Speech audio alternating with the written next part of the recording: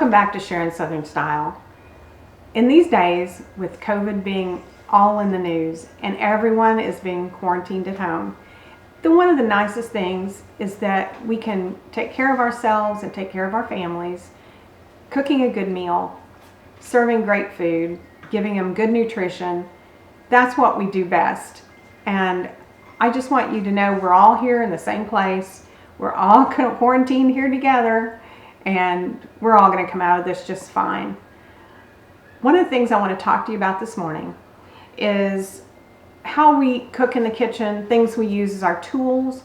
We're just like any other profession. We have tools of the trade. And I have a few favorites that I wanted to share with you. The first thing every good kitchen needs, every kitchen, buy yourself a couple of good knives. And I mean good knives, not knives you get from the discount store. I mean, spend some serious money on knives because you will never be sorry. Those are one of the things that I wish I had spent money on earlier.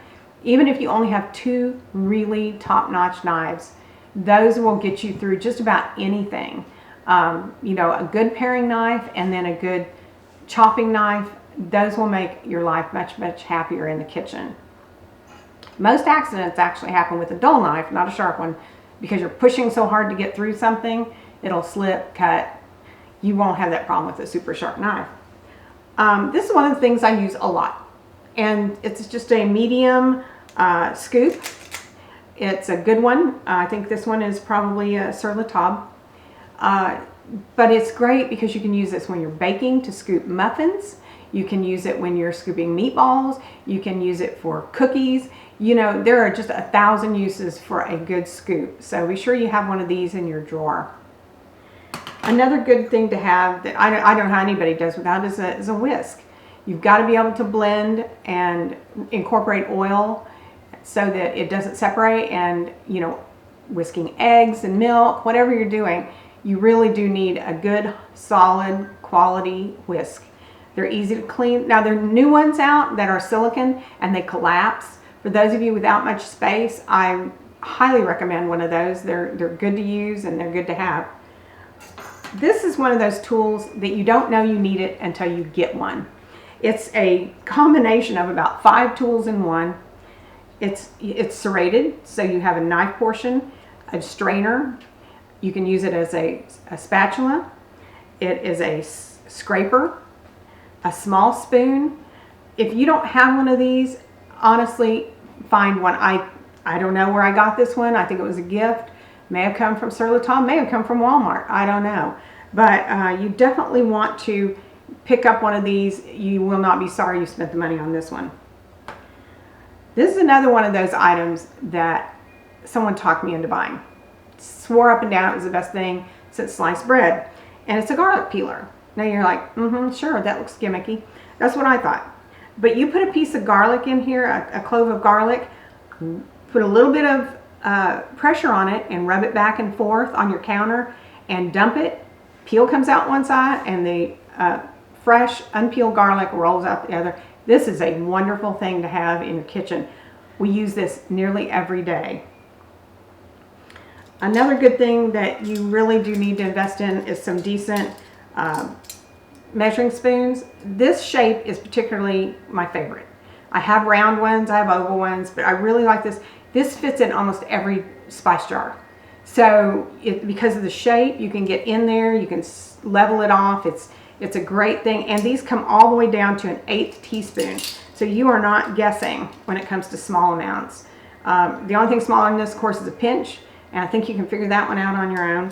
But these are a wonderful thing to have in this shape. I purchased this a number of years ago. It is a peeler. This is a Mesomaster, and it is an outstanding one. It's serrated, and you can actually peel a peach with this, a ripe tomato. This is one of the best ones I've ever run across, and I use this frequently. Would definitely recommend this brand, and I would recommend a peeler that is serrated like this, because the kind that aren't serrated, sometimes you have to push so hard, especially if you're doing like a peach, that you end up bruising it, you end up getting too much of the peel. This one is a really good one. a microplaner. I have this in 2 different sizes. This is great for slicing a hard cheese, or for shredding a hard cheese, zesting. You can use these for a number of things. You really want to have one of these if you get a chance. I like my smaller ones slightly better because it doesn't take up as much room. The egg slicer. Anyone who saw one of my previous videos knows that I don't just use this for eggs. I use this for mushrooms. I use this for strawberries. I use this for just anything that you can slice. The slices are even. It's easy. You do a lot at once. It's just over and over quickly, and you'll have a whole lot of slices before you know it. I've got strawberries in there today. Probably going to use this today for strawberries. This is a great thing. Another good one, this little pokey thing. I don't have a sheath for this, so usually I have to get blue painter's tape and keep it over it in my drawer because you do not want to land your hand on this. But this is really good if you're slicing things like onion and you need thin slices, consistent slices. You just dive this in and then use your knife in between the tines, and it gives you great slices every time. Also holds it while you're slicing. If you've got it on your cutting board, you slice an onion in half, you can pin it down with this and do a little more slicing, and it works really well. This is an old purchase from Pampered Chef. I love the size of this spatula. I like the fact that it's angled nicely.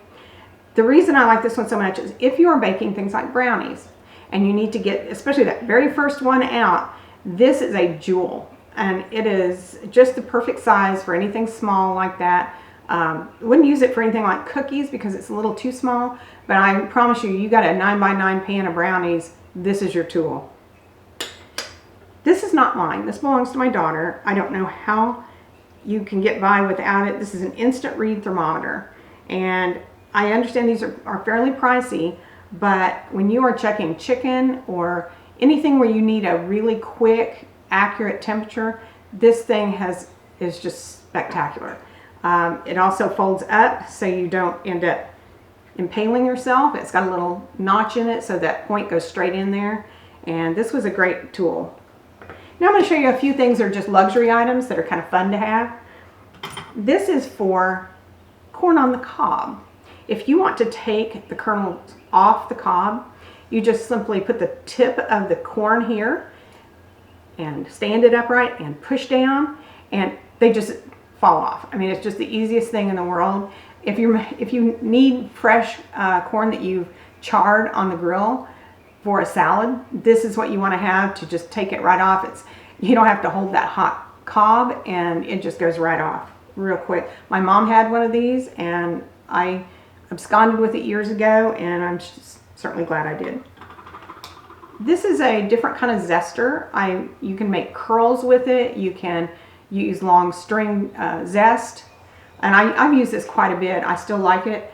I do use my microplaner fairly often, but this is a good tool to have. I don't know if you can see that with the different angles on it. This one is the one that makes the curls. So if you're like doing something like a cocktail and you want to make a pretty curl for it, this is what you want to have.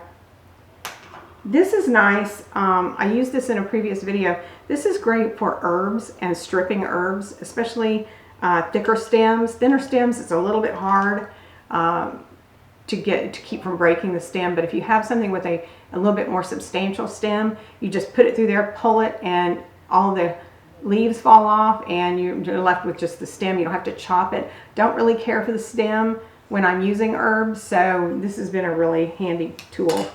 And last, this one is a doozy. If you get fresh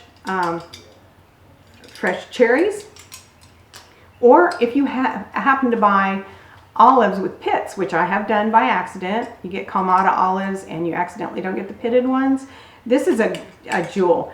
As you can see, it works like this. You just set the fruit or whatever you got right here, and you push down and it will pop that pit out. And especially if you're doing cherries and you don't buy the canned and you want to try fresh cherries, this goes really fast, and it doesn't take any time at all. It's one of those things that you wouldn't necessarily buy unless you made pies, and I honestly, I'm sure I bought it at somebody's show somewhere, Southern Living, Pampered Chef, something, because I used to go to a lot of those, And it was a great little touch to my kitchen. So this one is last but not least. This one is another Pampered Chef purchase. I've had this at least 20 years. I use the devil out of it, and it's a chopper.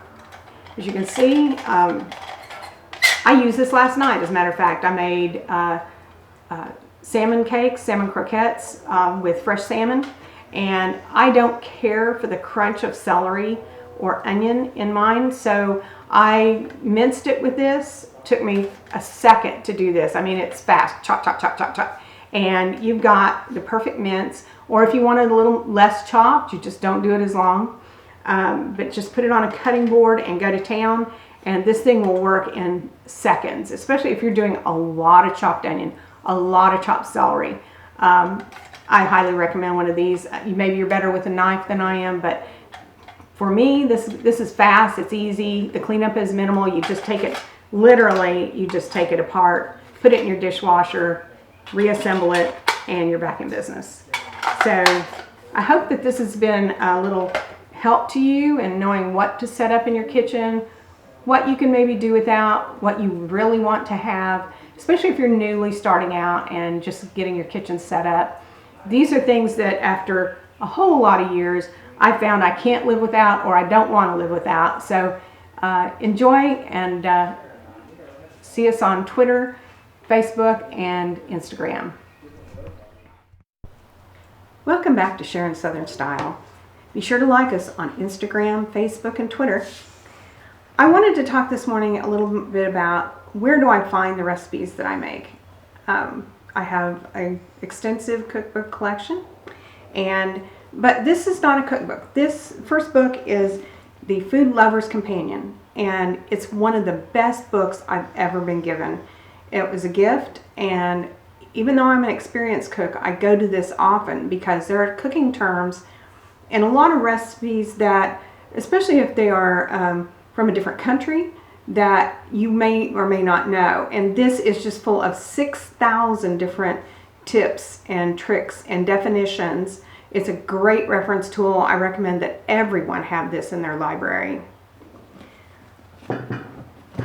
As far as cookbooks go, there's so many out there, and I love cookbooks. I love to touch them. I love to look at them. I like to make notes in them as I cook from them. And I'm going to show you a few of my favorites, kind of in a general way. This cookbook is phenomenal. If you barbecue, you will find so many great sides, especially in here. And if you look at this is very well worn, very well used, because I've had it for about 15-20 years, and I use it all the time. It's 365 great barbecue and grilling recipes. One of these recipes will be on our site. It's called Ernestine's Sonoma Ranch Beans.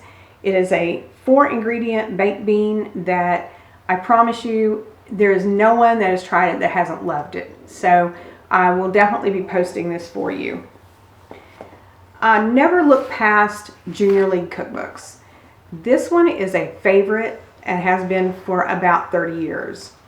It came from a junior league where I grew up.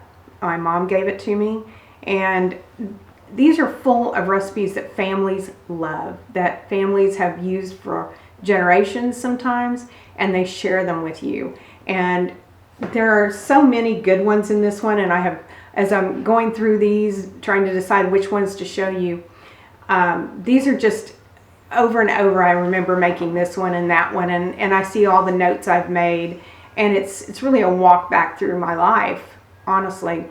So I recommend that if you have a cookbook and it is a favorite, that you just make all your notes as you go, and your kids will appreciate it because they'll remember you making these, and it will be something they will treasure. Another basic that is really outstanding is The Joy of Cooking. The Joy of Cooking is an outstanding cookbook especially for beginners. It has a lot of terminology, a lot of recipes, a lot of conversions, things that you're going to need down the line, and no kitchen should be complete without this cookbook. It's outstanding.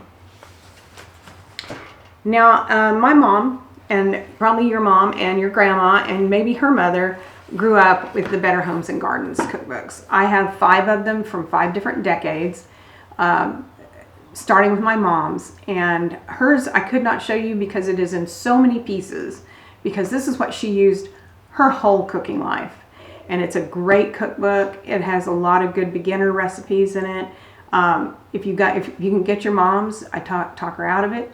But generally, she's probably used so many of these recipes. Hers is falling apart too. Another good one, another basic, is the new Good Housekeeping Cookbook. A lot of great recipes in this, tried and true, been around forever. Highly recommend this one as well. Now, as far as newer cookbooks, I have a number of those, but this is one of my favorites. Ina Garten is she's just the best. And her cookbooks are great. Her cooking show is phenomenal. But these are called foolproof recipes for a reason. When you make them, it's always a treat. So I recommend any of her cookbooks. Let me kind of restack these. Now, another little thing I just kind of collect and enjoy are recipe cards. And about 25 years ago, I found this recipe card file at an antique shop in Muskogee, Oklahoma. And I opened it and I was just in love because it was full of old-timey recipes, probably from the 30s and 40s. A lot of them typed on vellum paper, using carbon paper. And since then, of course, I have added to and added to and added to. It is now completely full. One of the great things about having recipe cards is you can write all the notes you want. You don't like that recipe, out it goes in the trash. You don't make it ever again, and you don't waste your time thinking, did I try that once before? Maybe that's something I like or didn't like. So my goal in retirement is to work my way all the way through this and never make the same thing twice. So we'll see how that works out for me. That shouldn't be too much longer in my life, so hopefully I'll be able to get through these. I do use online recipes. I find them all the time and think, I'm going to try this one. The problem with that for me is that you really can't make those kind of adjustments and remember them. If it's something I really like, I'll go ahead and print it, transfer it to a card, and file it along with my notes. But I think that this is a great way to start your life in cooking. I'll be posting a couple of recipes from several of these books for you. But enjoy it. Get a book, especially while we're all being quarantined. Look through it, read it, and try to make a variety of great recipes for your family. And I hope you enjoy.